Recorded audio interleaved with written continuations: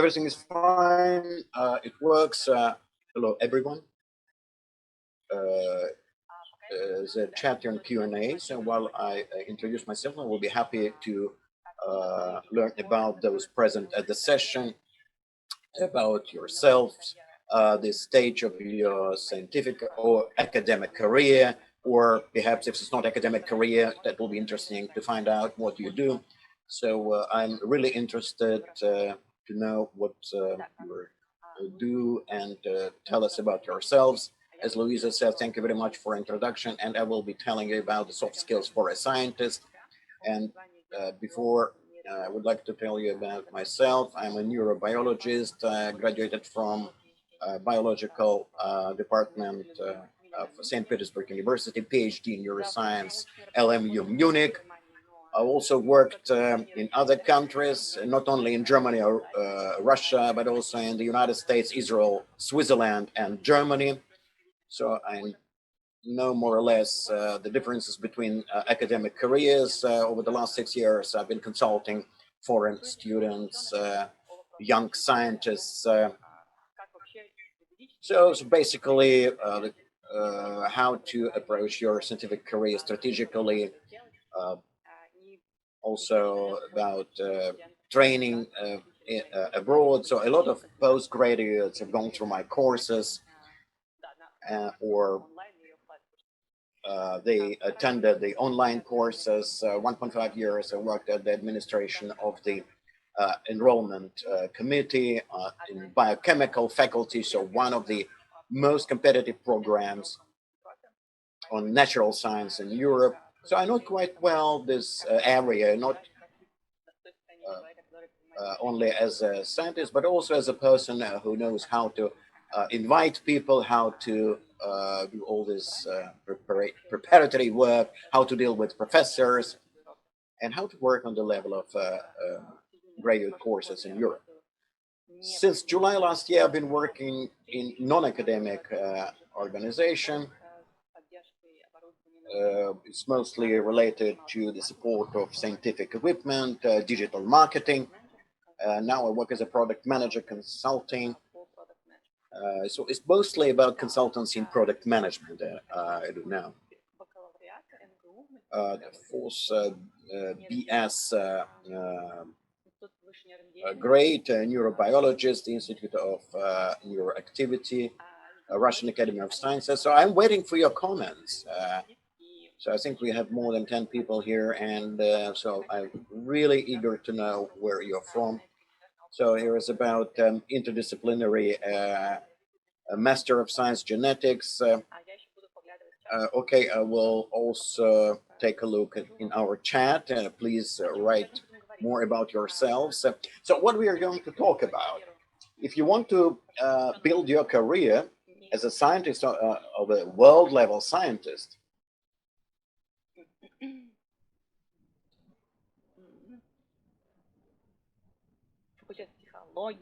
psychology department,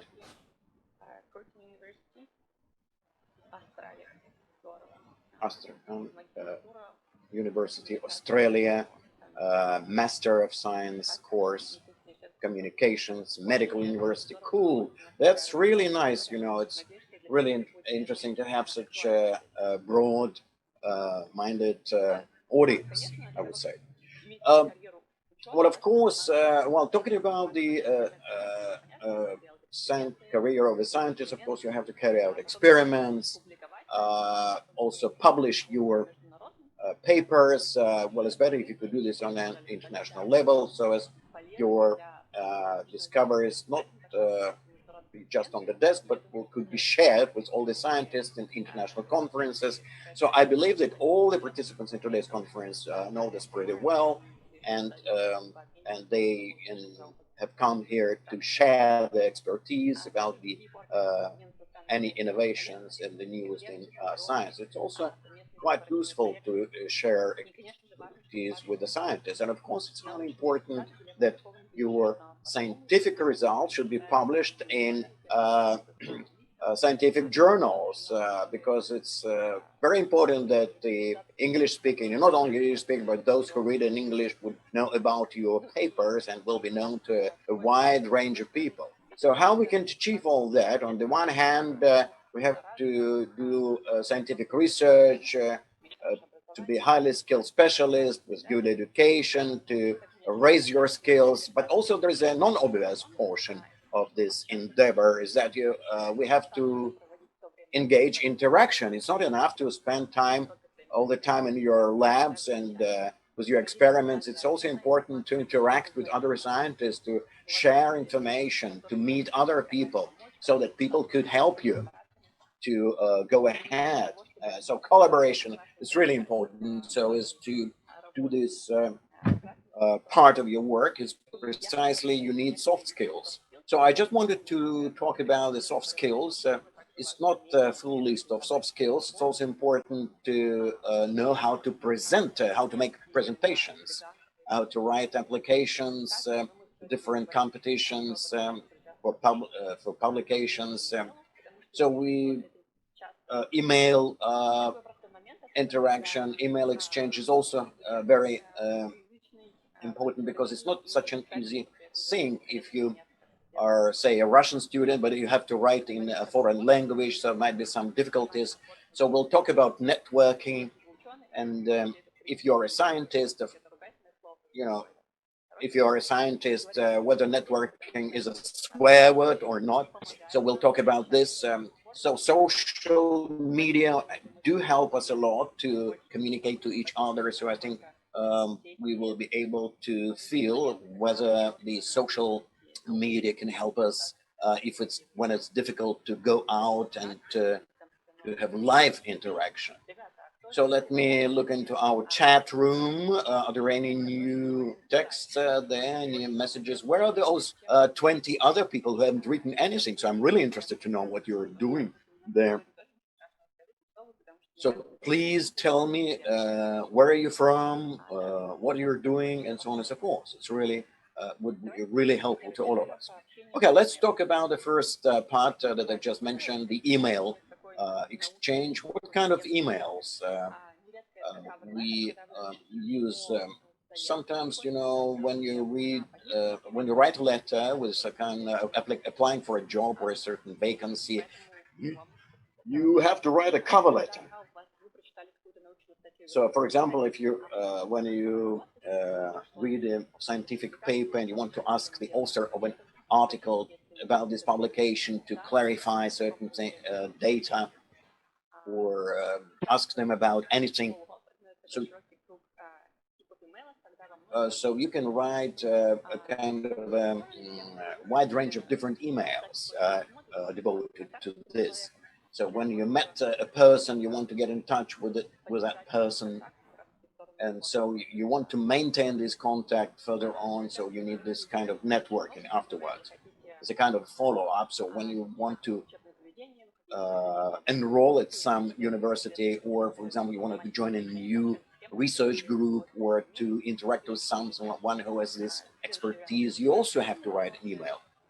So the next point is the administrative issues. You file an application for a vacancy, but something goes wrong. So you participate in conference and you want to know some details about that, and so on and so forth. And a separate type of a cover letter for a journal. So this is a cover letter for a journal, which should be a bit longer than a classical traditional cover letter. Now let me tell you about the general principles and then about certain details that we comment. What's really important when you write an email? It seems like it's pretty trivial, but majority of people still do not do this properly.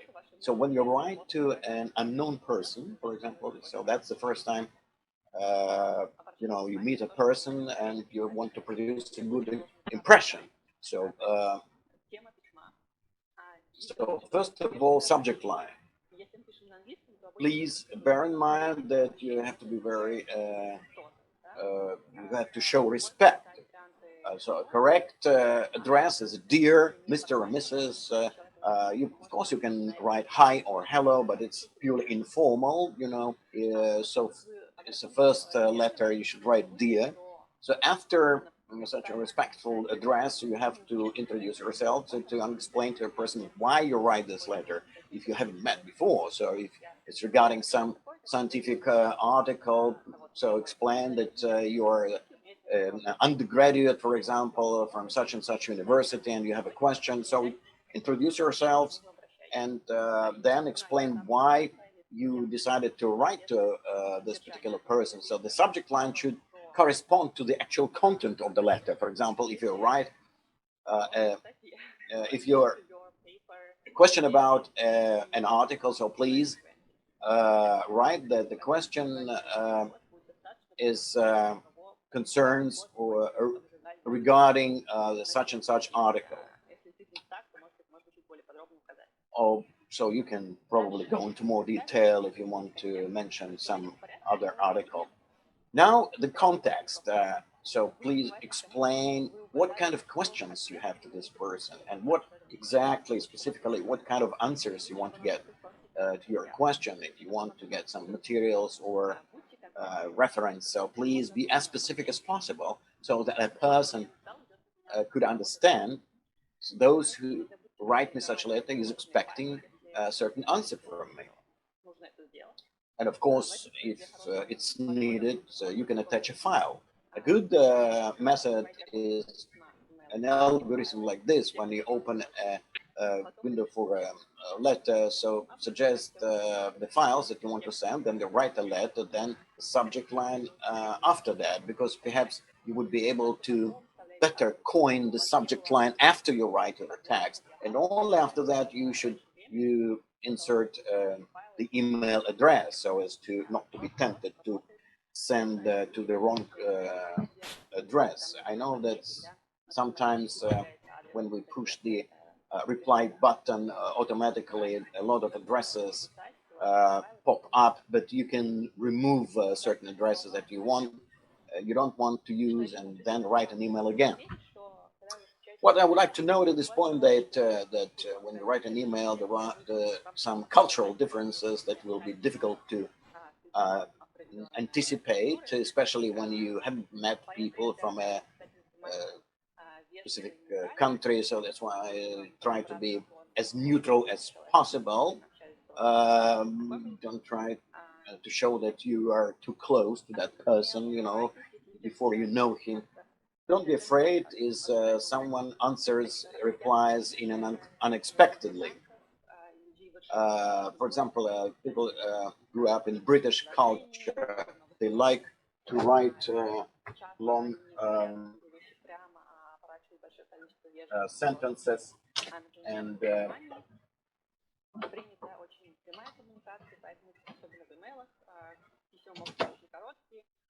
for example, in Germany, they prefer brief emails and very uh, brief letters without additional comments, without additional letters. So that's another culture. But so don't view it as a negative thing, because it's just a German way of communicating with people. As for the British nationals, British people, they would rather use longer, maybe sentences. Well, perhaps you can write if it's not difficult for you. So there might be quite difficult and quite long sentences. So don't be confused by that. In fact, it's just a form of expression. It's just people trying to be as respectful as possible. So don't be scared if the reply looks somewhat, you know, contrary to what you expected. So if you did not understand something, don't be shy to clarify, to ask a question. So it's quite normal indeed. I just wanted to show you one example where you could see how uh, poorly prepared letter will confuse you. This is just an example from my practice. was one of the students when she was an undergraduate, a postgraduate in Novosibirsk, and she applied for a EMBO conference. She was invited to participate actually, and she wanted to specify certain things. And unfortunately, the correspondence was at the dead end. She asked me what can be done about this, so we had to. So I helped her. So she wrote to the enrollment committee.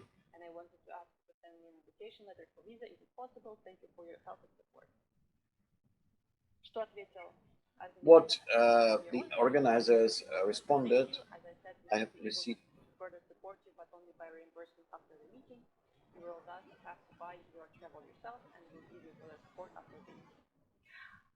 Из чего можно, из этих двух писем можно увидеть... So from these two letters, we can see that the organization committee did not quite understand. It wasn't clear what Olga asked about.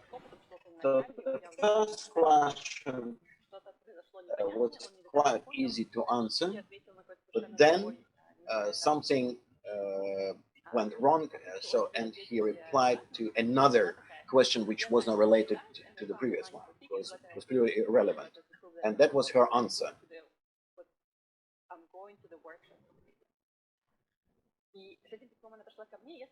And so she showed me this letter, and I said that this letter would not help you because it's still unclear what exactly she wants,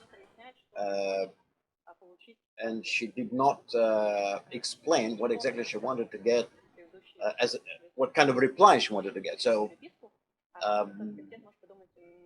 the organization committee could think that she tried to explain something. She answered the question, but it was irrelevant. So it wasn't worthwhile to carry on. So I suggested that we reformat this question, we'll think about another question and try. That's what we wrote. I'm currently applying for the visa to come to Spain, and I need to prove the reasons for travel. So that's basically an explanation what exactly she wanted, what exactly she needed. Could you please send me an invitation letter indicating that I'm invited to participate in a certain event during the respective dates?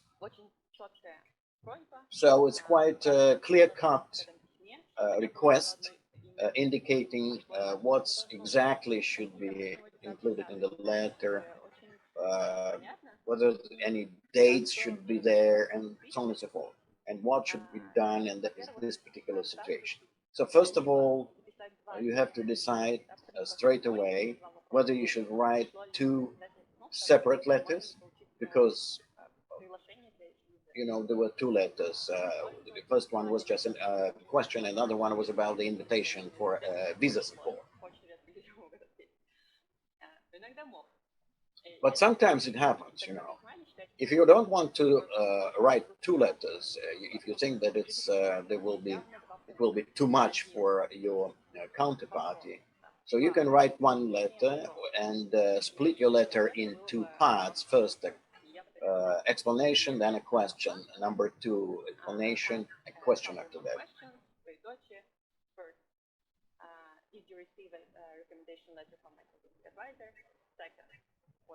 Что у нас было на этом слайде? I am applying for visa. That's what we had on the slide.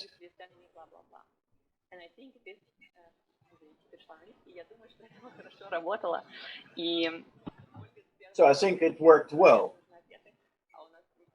And Olga did receive the answers finally, so that was a kind of an example that shows the general principle.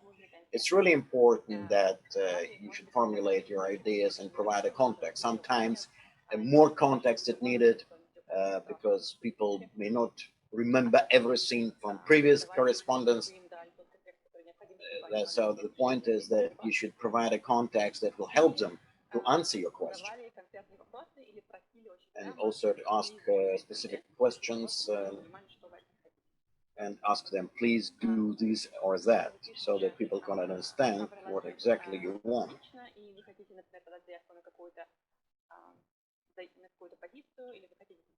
So if you want to write a personal application for some vacancy or for a training session or whatever. So it's really important that you introduce yourself first, the context, and then what you write about, and what your interest, what is your interest in that particular event or training. So, and then explain so that you probably have a kind of a preliminary training for that particular session. Then you write to them why you want to go there, precisely this place, why do you want to undergo training in precisely this laboratory, and so on and so forth. If you want to stress that cooperation is needed, it will be really necessary to explain that as well, and also to attach your CV. Don't send too many documents, reference letters, or anything like that, or motivation letters. Just limit yourself to this brief letter attaching your CV, and don't forget to ask a question or to ask them to do something. I think we'll probably asking a question will be more topical, you know, whether you're planning, to hire or to take new students for your training sessions or something like that. And another point I wanted to mention here, so when you write a letter personally to a specific individual, it's good if you make sure that you know who he or she is. If it's a PhD or Dr. Ivanov, for example, dear Dr. Ivanov, if that particular person does not have the PhD title, it's better to write a Mr. or Mrs. So MRS abbreviation is used only for ladies who are married. If you don't know whether they are married or not, just MS or Mr. If it's a man. Sometimes if it's a person, if you don't know what gender is, especially from countries where the names do not tell you whether it's a male or female, so look up on the internet whether you can clarify this. If it doesn't help you, you can write Dear Ivan Ivanov, for example, with the surname, and that will be correct as well. Now, as a bad example of such a letter, Dear Dr. Ivanov, my name is such and such. I'm interested in a PhD position in your group. Send you my application that includes diploma, with transcript and CV. My reference contacts are listed in the CV. We're happy to send any additional information if necessary. Okay, I'll make a break for a cup of tea, and then you'll write me in the chat room what exactly you noticed here, what is bad about this letter.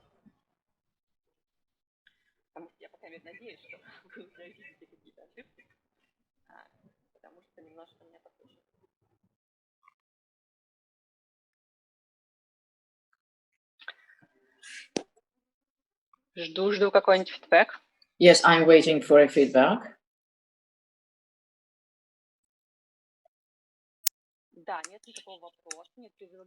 Yes, there's no question, and at the end there's some desire. I would be happy to have your response. Not clear response to what? What kind of an answer? Contacts, CV, well, CV is there as good contacts, I would say.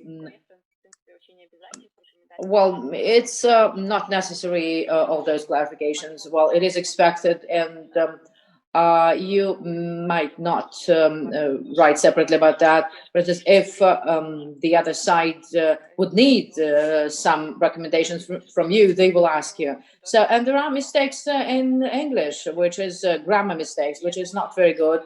And this gives a very bad impression. Very important is that there's nothing about why it is interesting for me and why it might be interesting for you. That's very empty, very well, you can put any name of any professor here or any student, and the essence would not change. And there's nothing about the specifics, why this very student wants to join this specific professor, and why this student might be of use and of interest to this professor. And that's a problem. Instead of putting about the diploma, maybe it's worth writing why you're so much interested, and you know this or that, you have a good preparation and knowledge in the specifics and projects the professor is doing. It should be very specific, because for instance, if you put a name of another professor, this will lose sense. It should be very specific and addressed to this very specific person. And very shortly about a cover letter for a journal. When you send your article to a journal, first of all, look up as to what the journal is writing about that, because they usually provide recommendations about how to write a cover letter, and there are some templates, and you should use the templates they recommend. So don't hesitate. Look up as to what the journal is writing, and ask advice of your colleagues who already did it. Some advice or recommendations as to what to write. And the principles are the same. Maybe this letter will be longer as compared to some application to a position. So you should introduce yourself and brief about your article, and why this article or research was done, and about the deliverables, and about the discovery, and why this article is of good quality, and how it is distinguished from others, and why it is good for this very journal. And you should know exactly about the journal, their technical specifics, and why your article is okay for the journal. And after that, usually you need some formal remarks. Usually you can find them in the rules of the journal. For instance, as that your manuscript is original, that you did write it yourself. No parts or excerpts have been published anywhere else, so there's no conflict of interest, or no personal interest, or some material benefit for you. And that if there are co-authors, for instance, if you did the research jointly with a company, commercial company, then they might be interested in the results, and for them it would be a benefit, and then it should be identified and specified in the cover letter. And also you have to confirm that all the authors have okayed what's written, and they did give their consent to send it to this journal. If the journal says that you can specify specific reviewers, or those who should not be the reviewers, you should also specify it in the cover letter. For instance, that those and those persons could be good reviewers. And that's a separate thing. But usually if you are aware of some competing groups, and there is a danger that they might steal your ideas, you should also specify them for them not to be made reviewers of your article. Okay, I think I've covered it about the cover letter. Let's look at the list of emails to specify. For all those emails, the principle is the same. Be very specific, introduce yourselves, specify the context, and it should be clear why you're writing it and what you would like to get as a result. Or what else? If you write a follow-up email, for instance, if you want to continue the contact, write a short letter. It was great to get acquainted, and let's stay in touch. Here are my contacts, or write to my email. That would be sufficient enough to make the follow-up not very complicated. But please remind where you were acquainted, because the person might not remember your name or your last name. What else? The letter about your about personal experience. For instance, if you want to send to your article to a journal, and you know that someone from your university already did it, you can write an email to that person to understand whether there are some objections from him. And also that you have to introduce yourself to specify why you're writing and what the person would be ready to share the information. And if you want some useful information about personal experience, it is important to propose a meeting or a call. That's much easier for the person to talk 20 minutes with you on the phone, or then writing long text in the response email. So it is always better to propose a meeting or a telephone call. For instance, if will you have time to have a call with me next week? 20 minutes will be okay, will be enough. So please write in the chat to me if there are questions or not. Well, if you have questions about emails or correspondence, please write your question. If none, then put a plus. Then I will wait for a couple of minutes.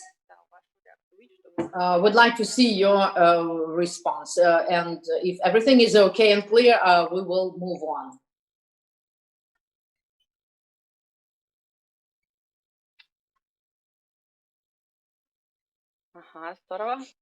Okay, great. Thank you very much. Well, the majority got it clear. I hope that you've got some useful advice you will be able to apply and will be quite useful for you to improve your email communication. Let's talk about networking now. I hope that generally you have an idea of what networking is. It's a network or a net of professional contacts. It's not about friendly relations. It's about contacts with people you have professional ties with, and you talk to each other professionally and exchange some professional information with each other. Networking for scientists.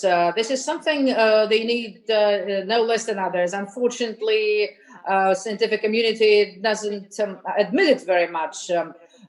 Business people and commercial people value it and appreciate it very much because they realize that a lot of things can happen thanks to networking, but scientific community doesn't have much of it, and it would be great to have more attention to that, because there's much the information, resource exchange, and having talked to a person, you might learn something you don't know, then you might get some contacts you need, and possibly even if you don't collaborate with the person you got in touch, maybe you will find someone through him, and some specific people will get you some information through those contacts. It's an opportunity for you to learn about some open positions that are available out there, and sometimes when you're looking for a job, and networking is very useful for that, to find out how you can build up your career and your development in science or outside of science, and you might thus find out how other people did it, and some other opportunities, of course, you might get. You can't even predict when you get in touch with people, but in the process of your communication and not networking, you might expand your contacts. And thanks to networking, your reputation might build up, because when you're a person no one knows about, it's compared to, for instance, when everybody knows you, that gives you some more strength to your position, and you have expertise. People will address to you for that. So the reasons why I'm here talking to you, and I think it's about networking. because I was invited to speak because they had known something about me, and they knew that I might talk about the scientific career and soft skills. And my three recent positions have been found thanks to networking. And that is why, and a lot of other projects have been implemented and are being implemented by me thanks to some contacts. Thus I can find the people I need, and I could get some ideas and contacts. So networking is a very useful thing for both scientists and non-scientists. And one of the things that I think you need for a successful networking is good relations, and the perception of networking as something that it doesn't work every night, but it can bring you some results in the future. That's your investment into your future development and opportunities. That's not an attempt to use people, but an opportunity to find a way how to help other people's and other people, and other people can help you. And of course, you can give a lot of useful things to other people through networking. And very often it is a win-win interaction. So I'm giving a lecture to you today. I feel very happy to communicate with a new audience, and cool to speak up at such a big international conference. But on the other hand, I hope that for organizers, it's also positive, because they now have a lecture that the participants would like to hear. So that's the right attitude, which is very important, because I think that provides a very positive networking and deliberations as to what we can do to develop and not just to reject it because we just don't need it. So what else do you need to be successful? So you have to know what your expertise and brand is about, and what you can offer it to people, what you can propose, and what other people can gain from you, from your interaction. And you have to bear this in mind and share it with other people.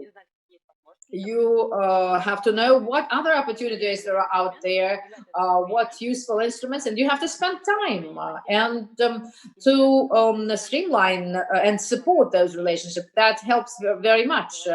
And we are going to talk about that in the last part of my presentation. And generally, you have to remember that networking is a little bit more than just one conversation with a person and never see him again.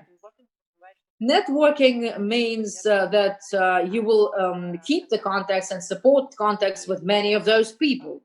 And I will give you some details about many of this. So about your brand, as I said, first of all, it's expertise and your knowledge, what you know best, other people don't.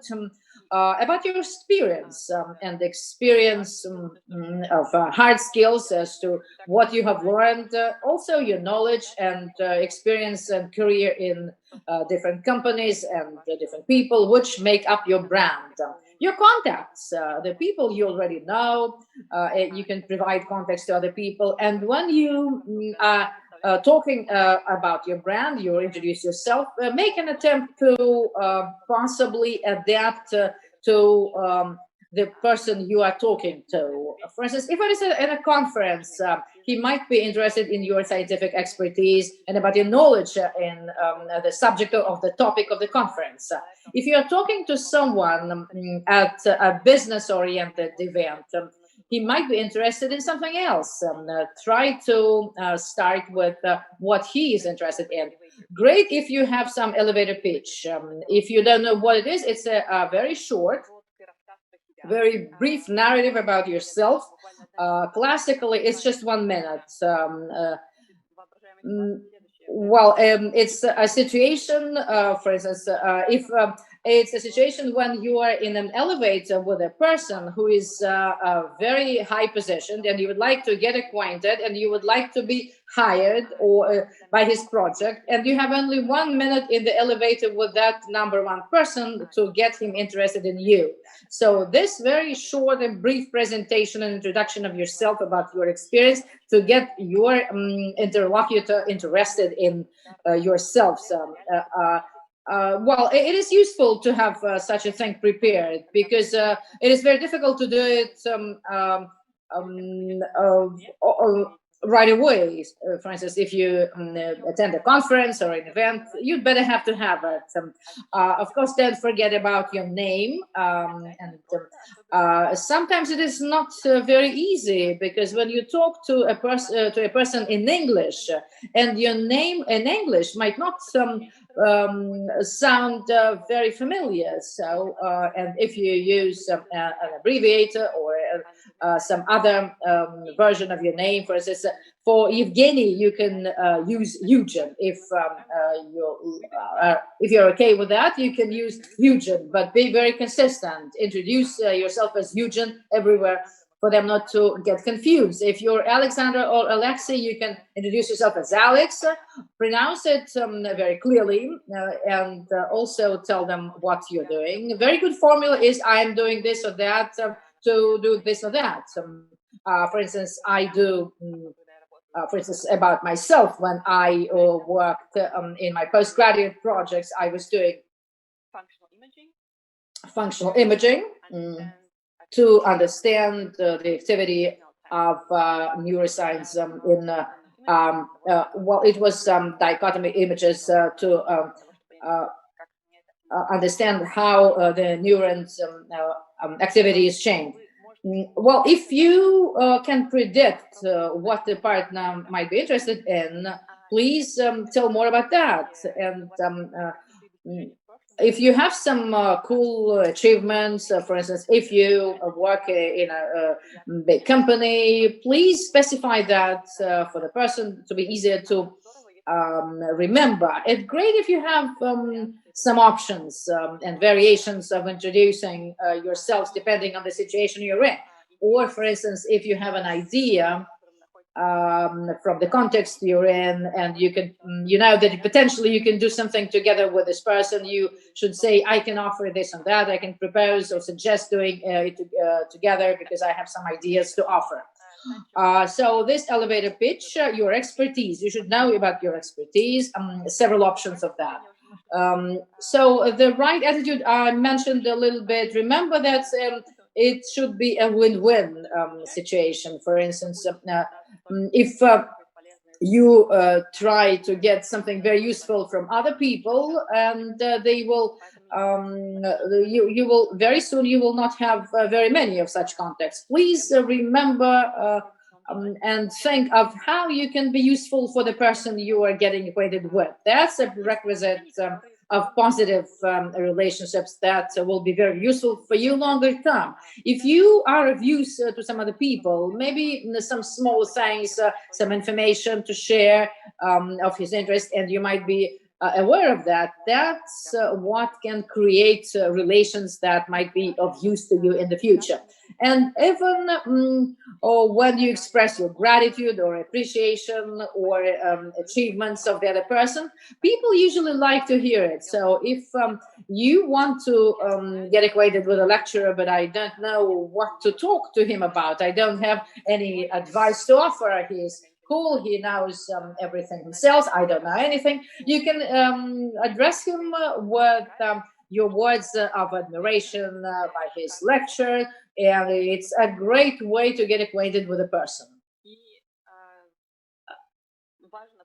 And it is important to remember that it's not only important to whom you know, but what kind of relations you have. Don't think that networking is getting acquainted with people who are higher than you position-wise, who have achieved more or did something unbelievable.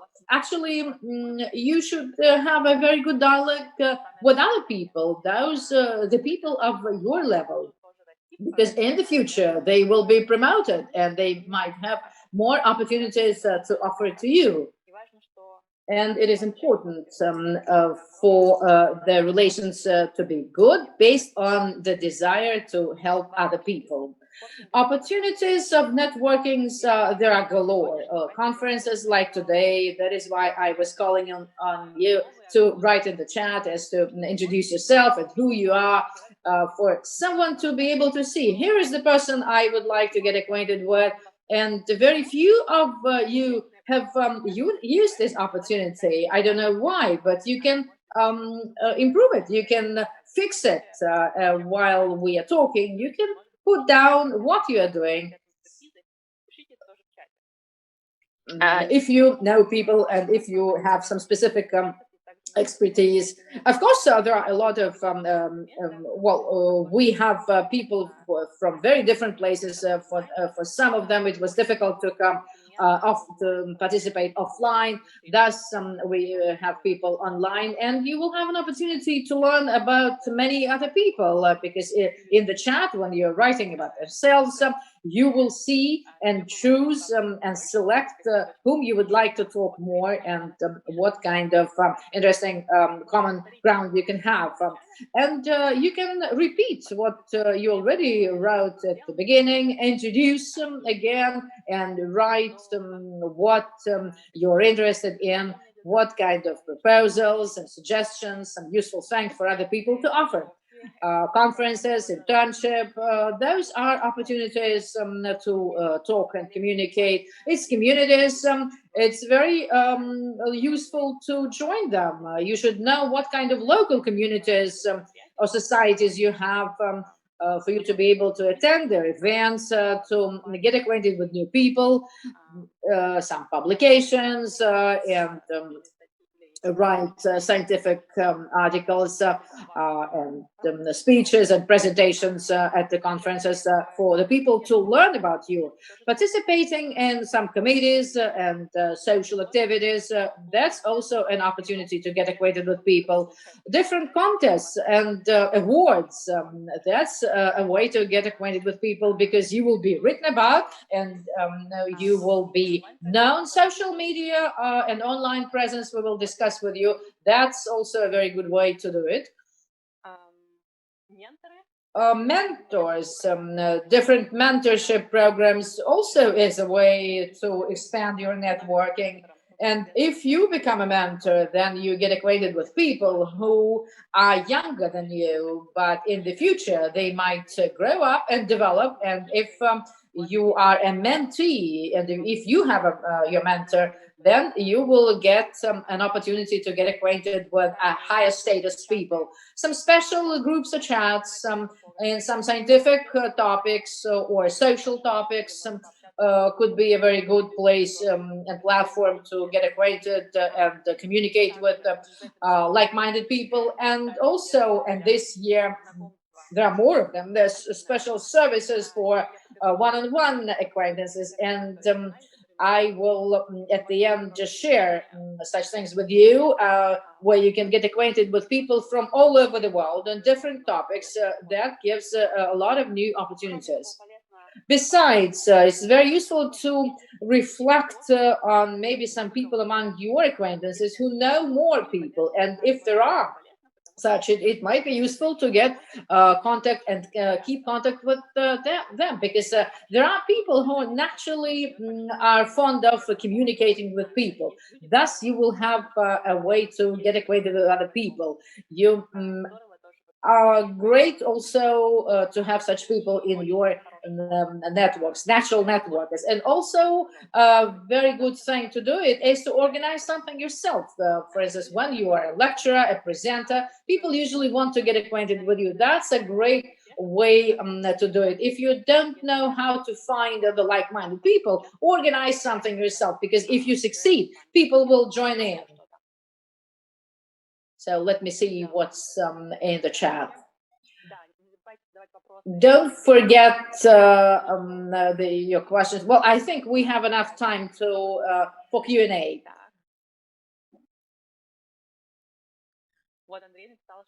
Andrei writing that he is looking for, and possibly if someone here has ideas as to whom he should talk to, please write to him directly and share some contacts. Okay, and I am suggested a questionnaire. Well, I mean, okay, I will reflect on that. Let's do it a little bit late. So instruments to be used for networking and for communicating. You should be ready. For instance, if you attend an event, you should get prepared as to about your elevator pitch, and don't forget to pronounce your name distinctly. If you talk vis-a-vis or personally or by internet or video call, look the person in the eyes and be friendly and smile. So handshaking was crossed out because it's not for today's situation, because in many countries it is a standard form of politeness, but and hard handshaking is a sign of your goodwill. Well, it is useful to continue to repeat the name of your vis-a-vis. That's always that's a very good trick. For some, when someone says, "My name is Andre," and when you say, "Okay, happy to meet you, Andre," Andre, where do you work? Try to do it repeatedly. It's natural to see. And you will see that it will be easier for you to recollect the name. When you ask open questions, I mean open questions which postulate longer answers. For instance, a question, where do you work in this institute? Well, please try to ask more open questions, because this will help your vis-a-vis your interlocutor to touch upon some topics. But don't be an interviewer. Share your personal information. Don't forget about saying something about yourself, not only asking questions of your communicator. If you go to another country, if you attend an event with representatives of different cultures, try to find out something about their culture, maybe to take into account some traditions or rules, characteristic of that country. Very useful to have business cards. Well, not now with online communication, but for scientists, very often they ignore this fact. But actually, what is the way to keep a contact with the person you got acquainted with? At some conferences, people say that they have online applications. You will be able to find yourself, but still, you have to have your business cards with you. Because if you got acquainted with someone incidentally on a bus, and if you have a business card, that's the best way to keep the contact. If you talk and communicate in internet, please be ready for providing your link for the person to be able to get in touch with you later. When you are when you already talked and you have to be off, say goodbye. Don't run away abruptly. So, for instance, if you want to be off, for instance, find a reason that you have to go somewhere, or you will have to make a phone call. Say thank you very much. It was great talking to you. Goodbye, and then make a follow-up, which is also a very useful thing for the content, for keeping the contact. We mentioned about it in the first part. Write a short email or in social media that it was great talking, and you are ready to keep and remind where the acquaintance took place. That's how the person would recollect you. And it would be easier to continue your dialogue. Well, I feel that we are sort of pressed for time, so I'm not going to give you more details about follow-up. I think I've talked enough. And now, well, as a follow-up, if you want to continue your communication, you can invite a person to have a phone call in Zoom or by telephone. If in your city it is allowed to meet offline, you can invite him to drink a coffee. And for instance, among scientists, I'm an introvert, and introverts usually don't like meeting people. I'm also an introvert, but I think I'm very good at getting acquainted with people now. What helped me is that, for instance, if I know that I go to an event and I know that I'm going to get acquainted with people. That's exactly why I'm going there. And morally and psychologically, I get prepared for that. I know how I'm going to introduce myself. I have my business cards with me, and I have a telephone where I can put down names. For instance,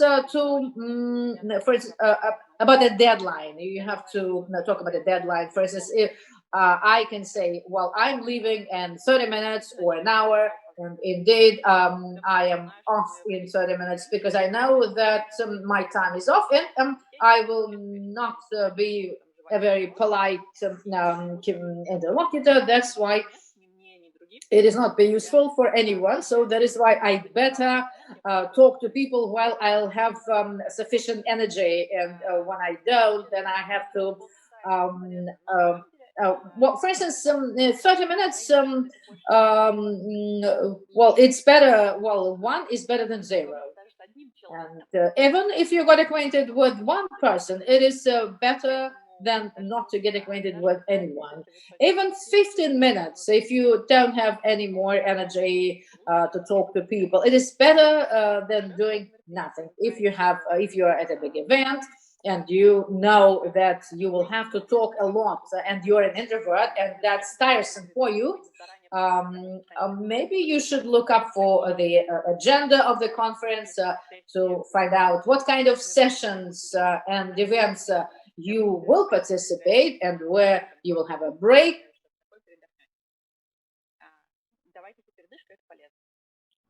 Еще So один any способ. respite would be really useful. Another method for introverts is really cool. I've tested this. You can organize your own group around your interests, and people will be attracted to you. You don't need to shop around and offering them something. People will come to you on their own because they see that you're doing something really useful, and they will just come to you on their own accord. It's a wrong title. Well, the next part is about digital online presence, why it is so important. I only have another half an hour, but it's not so much to tell you about everything and to take your questions. Anyway, I will probably skip some slides, and because I do want to leave some room for questions. Ruslan is writing about himself, about the kind of a job he's looking for. Can you offer something that will be helpful to others? A PhD in Switzerland. That's his expertise. So Ruslan can tell you about this. I think it's a very good way of meeting people. Now, let's, dear organizers, let's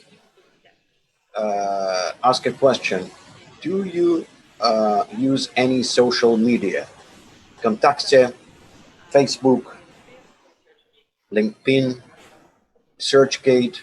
So let me show you this social media. VK, Facebook, Instagram, Twitter, LinkedIn, ResearchGate, Zing, Google Scholar. You can make multiple attempts. You can use any of them. It's going to be kind of an automatic questionnaire from Zoom organizers.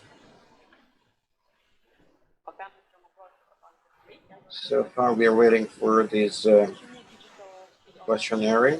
Let me tell you about digital online presence, why it is so important. First of all, because the term itself, digital online presence everyone has online presence. The question is who represents whom. If you dial up your name in Yandex, you can try to see what's going on and how what kind of response you'll get. If you can't do this, some news, university news, or other random sites may do this for you. Photographs that they will insert for you, but probably that's not going to be what you really want. If there are such people who prefer nothing to be found in Google and Yandex among them, but if there's no information about you, and you do some research, you're a scientist, nobody knows what you do, where you work, and nothing is on the web, that may cause certain distrust on behalf of modern users. Also, using the online media, you can demonstrate certain areas which are not so formal. In the context of your profile, you can say that, for example, Russian expertise is really important in your professional field, and you can tell them about that. By the way, here is the poll. What social media do you use? Several options: Facebook, LinkedIn, Twitter, VK, Instagram, others. I'm really happy that ResearchGate is not here, because this is a list which refers to other group of social media.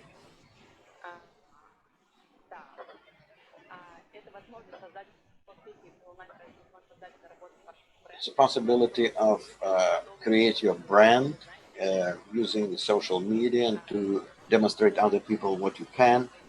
Also, if you have your own social media, you have a blog which you can use, that can also help you in understanding social media marketing, how to deal with the audience, technical skills.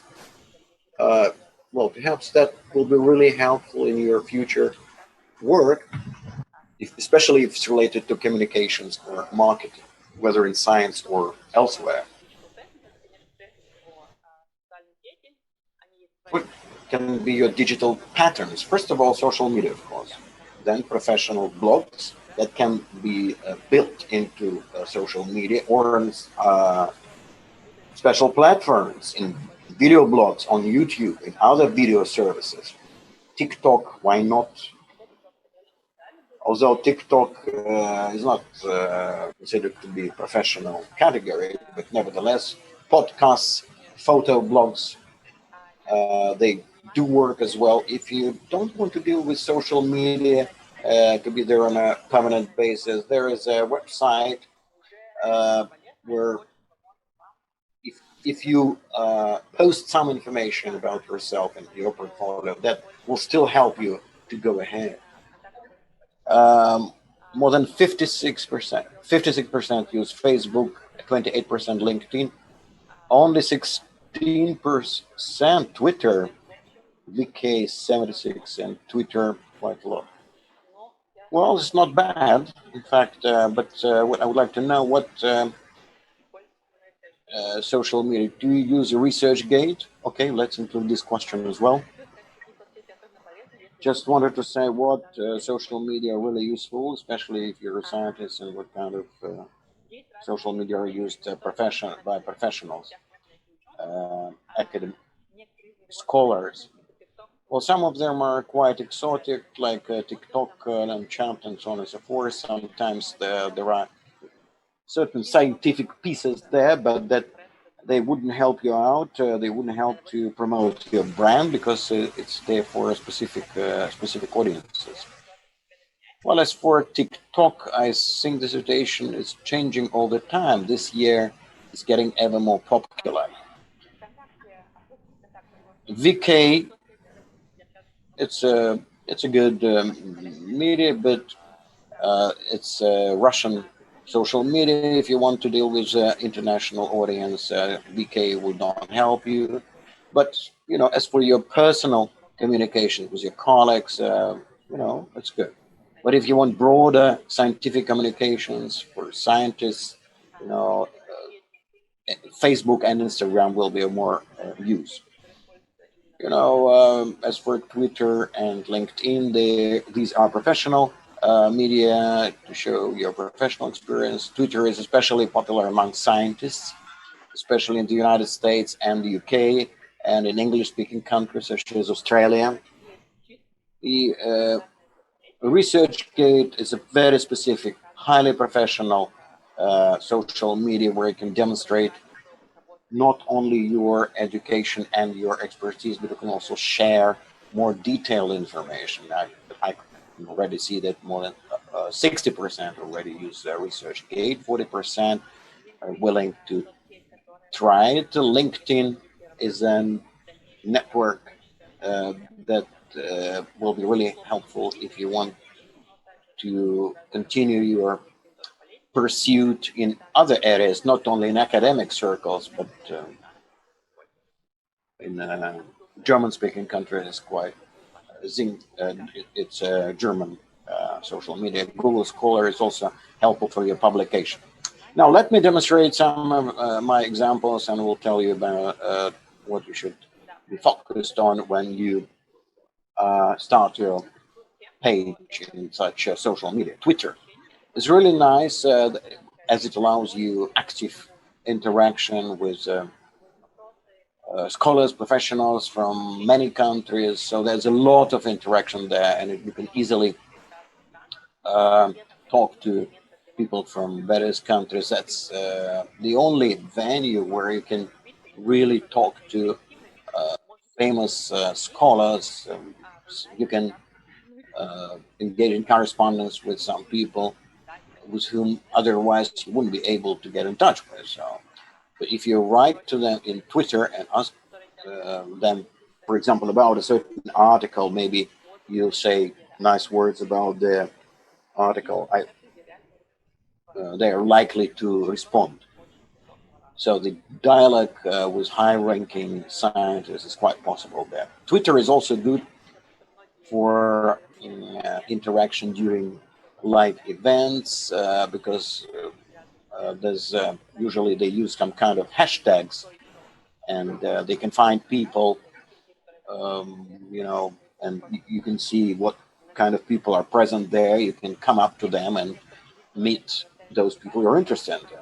So it's also very useful to trace down news and publications. Sometimes there are people who can tell you about interesting things. You can find them. So that will enrich your information background with good news, with interesting news, or maybe the news that you missed somehow, some events that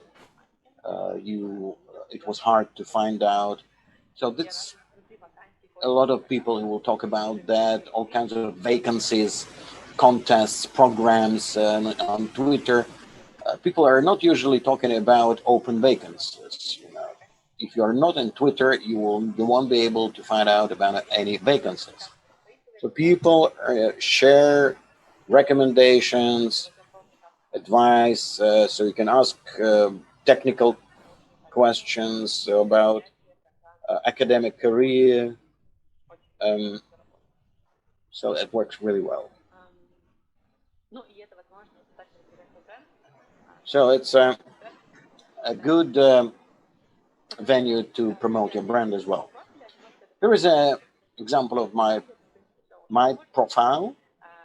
It's a little bit outdated version, but anyway, and also I will tell you about the case. What exactly you have to do on this profile? Don't forget to write down your name, of course, because your name is your brand in science, and it should be recognizable. Also, your picture will build more confidence, will help people to have more trust in you. Well, it can be not necessarily a photo from a laboratory or in a scientific environment, but any kind of photo. Just write Also describe your position, what you do, what your interests, so that will help people to understand what you do and what you're interested in. Just as a case, a good example of if you can tell them about people who you met in your life.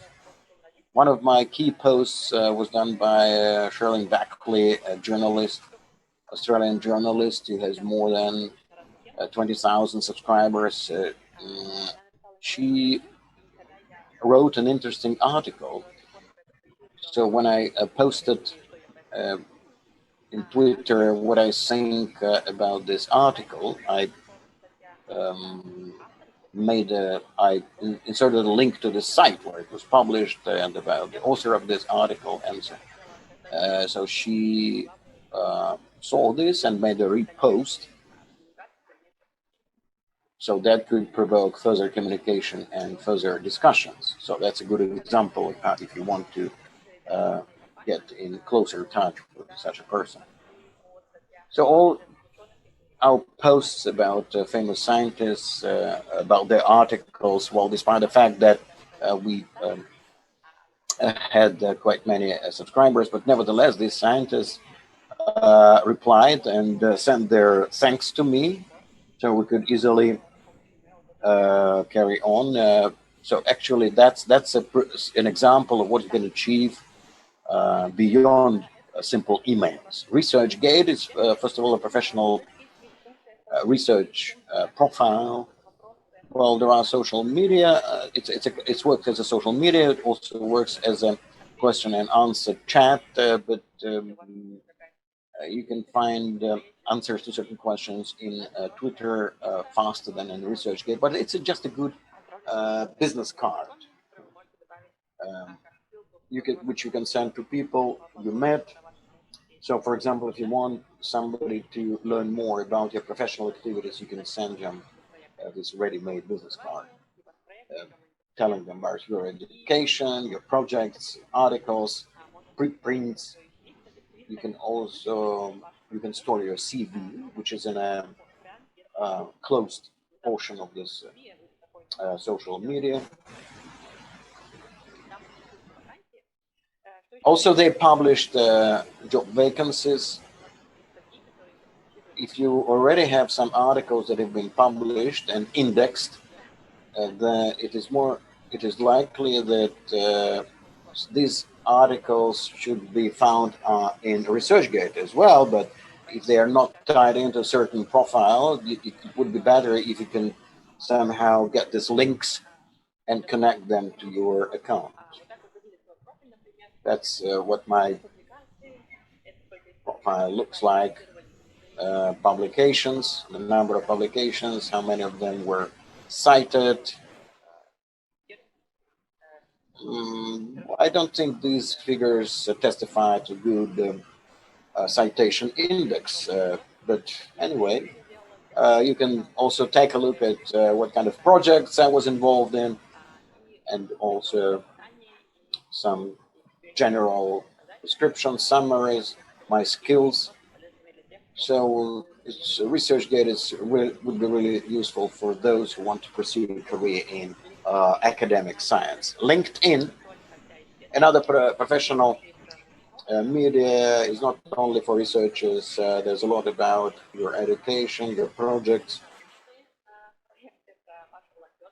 and about your non-scientific projects as well. You can volunteer activities. You can add media files, pictures, certificates. So I think basically LinkedIn is quite useful to have to draw up a list of contacts. It would be really useful if you can maintain contacts with the people. So it's on your list of contacts, and you'll be able to see this person, and he would be reacting to you. It's going to be a kind of an electronic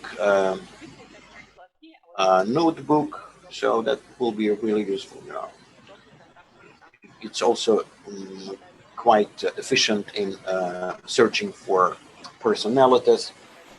If you're interested in certain professional areas, if you're interested in work in some companies. You can find people in LinkedIn who work there. You can ask them about interviews.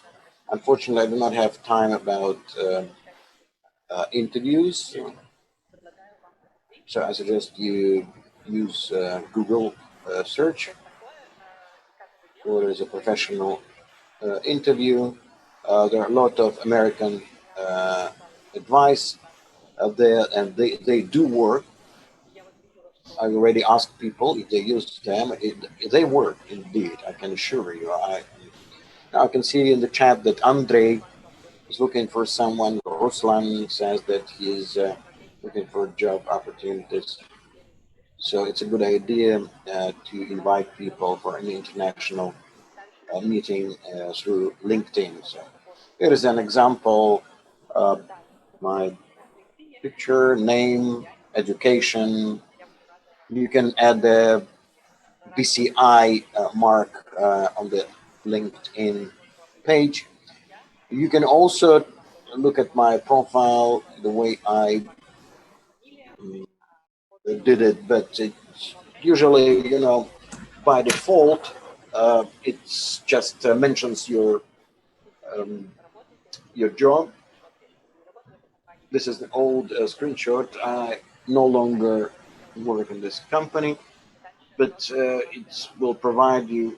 It will provide links to this particular website. You can also write down some things which are not obvious, such as, for example, if you're looking for some new opportunities. So this is my brief profile on LinkedIn. That's the company I work with right now, product people. Well, of course, LinkedIn is quite useful because you can add anything you want, any new projects and new descriptions. And the last thing I promised, research gate is quite simple. There's no direct interaction here with people, but if you work in academic circles or near academic circles in this environment, so that will be mentioned here. That's the last, my last position is mentioned here. That's where your citation index will be placed. So you can send a link to this, a link to the people you want to get in touch with. You can find profiles of scientists who are interested or are interesting for you, and then push the follow button. That's regarding an article that has been published already. So how can you start in social media? First of all, make your business card, Google Scholar, and then either ResearchGate or LinkedIn, just register and build your own site there. If you decide that you want to go through Twitter, once again, so if you decide that it's too much pain and it's so difficult, well, at least you should have a business card, just your visit card for people to know who you are. That's it. So we've talked about email, communications, networking, and social media. Unfortunately, I was unable to talk about everything I was planning to, but I think there was quite a lot, quite useful things. So I see there's a lot of questions. You can add up your questions. Please write in the chat on a scale 1 to 10 whether it was useful to you.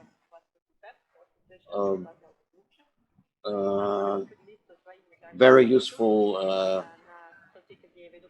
on a score of 1 to 10. 10 means very useful. All these links that you can find here, viktoriakorzhova.com/links.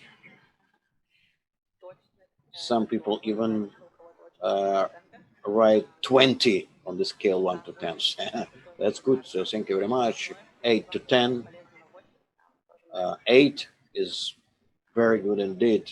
I'm really inspired, So here are all the links I leave with you in this chat. You can find links to my blogs as well. Meet the people one-on-one services. I also promised you links to these services.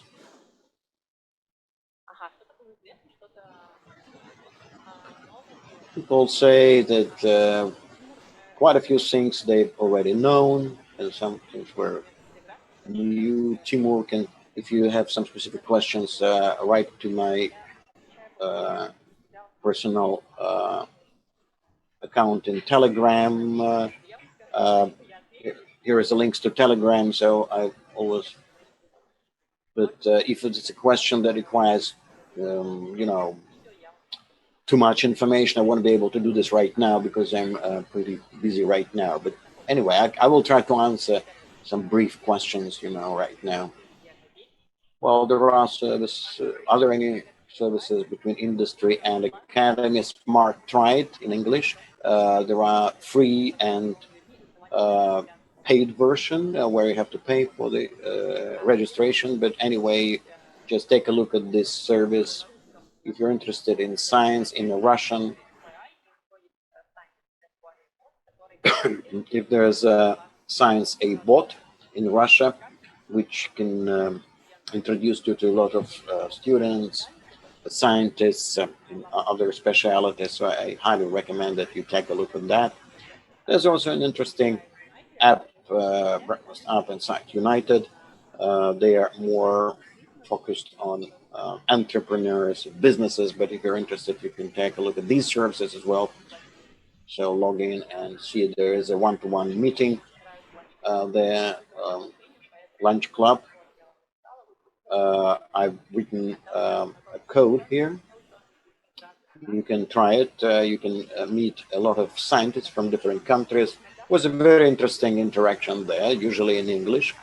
Sometimes Russian people also pop in, but nevertheless, it might be helpful for you.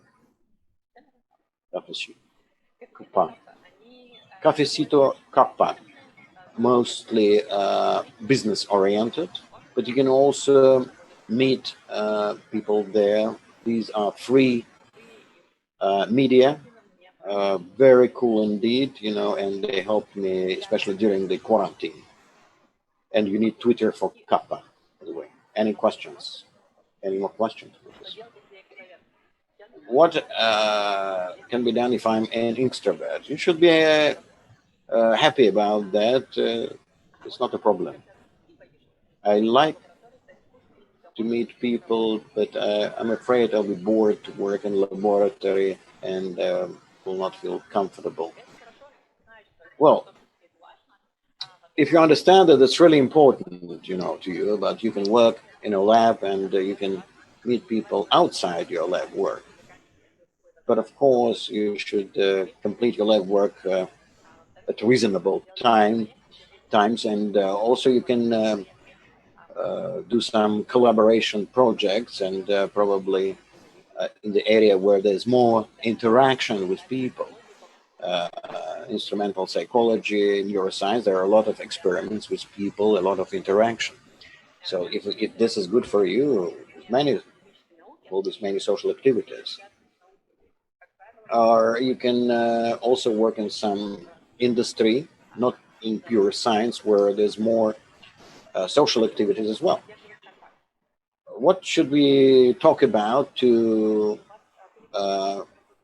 maintain contact? Well, first of all, if there are certain topical subjects, interesting subjects, as a follow-up, you can write some additional information, or a few months or weeks later, you can also write to your acquaintance. For example, I've just thought about you because I thought it was interesting for you. If you like the person who you met, just tell him, I was really pleased to communicate with you, and we called each other and we talked, and it was very nice for both of us. If you can't find a common subject, but you still want to maintain this contact for active communication right now, never mind. What an inspiring scientist can start with? What are any specific subjects you can start with? Well, there are certain mainstream subjects, but they're not very widespread. I think it's more about accounts of some people who are professionals in your area and who write a lot. So let me think what we can offer and what interesting accounts would be of common interest to everyone. Well, I write about this in my Telegram channel, so please do come in, and I will tell you about this. I have only 2 minutes left and 3 questions. If a person asks if he's biased against me, but you still have a very important question. So, but it's a question from psychology. I think we need more time to discuss that.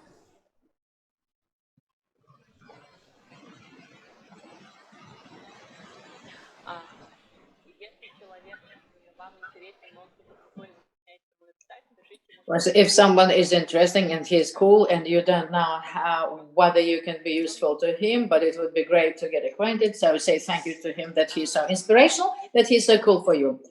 Well, if he doesn't respond to your emails, well, and it's a problem, maybe something wrong with email, and you should look up as how you've made up your email, and how clear it is from your context as to who you are, whom you're writing to, and very often the problem is there.